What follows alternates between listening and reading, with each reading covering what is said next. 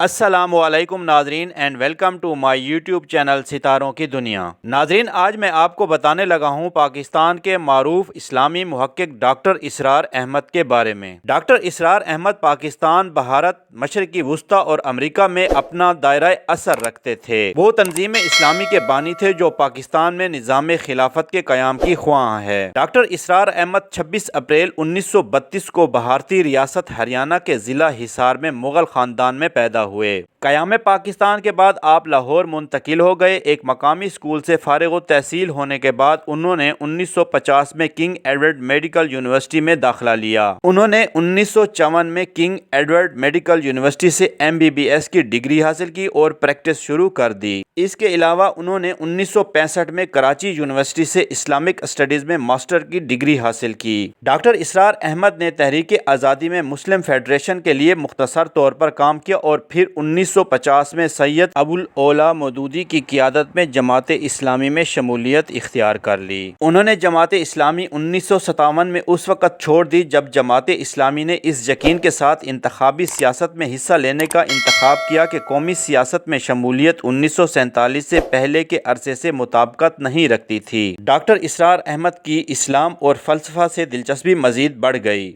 دوران تعلیم ڈاکٹر اسرار احمد اسلامی جمعیت طلبہ سے وابستہ رہے اور فعال کردار ادا کرتے رہے۔ ناظم اعلیٰ بھی مقرر ہوئے اور اسلامی تحقیق کا سلسلہ شروع کر دیا۔ انہوں نے 1972 میں مرکزی انجمن خدام القرآن لاہور قائم کیا۔ 1972 میں تنظیم اسلامی کی بنیاد رکھی جس کے بانی قائد مقرر ہوئے۔ ڈاکٹر اسرار احمد نے اسلام کی بحالی کی تحریک کے لیے طبی پریکٹس ترک کر دی۔ 1981 میں جنرل ضیاء الحق کی مجلس شورا کے بھی رکن رہے۔ حکومت پاکستان نے آپ کی خدمات کا اعتراف کرتے ہوئے اسی سال ستارہ امتیاز سے نوازا۔ ڈاکٹر اسرار احمد انتخابی سیاست کے مخالف تھے اور خلافت راشدہ کے طرز عمل پر یقین رکھتے تھے اور اسلامی ممالک میں مغربی ممالک خصوصاً امریکی مداخلت کے سخت مخالف تھے۔ تنظیم اسلامی کی تشکیل کے بعد اپنی تمام تر توانائیاں تحقیق و اشاعت اسلام کے لیے وقف کر دی تھیں۔ ڈاکٹر اسرار احمد نے 100 سے زائد کتب تحریر کی جن میں کئی کتب کا دوسری زبانوں میں بھی ترجمہ ہو چکا ہے۔ قرآن کریم کی تفسیر اور سیرت نبوی پر کئی جامع کتابیں تحریر کیں۔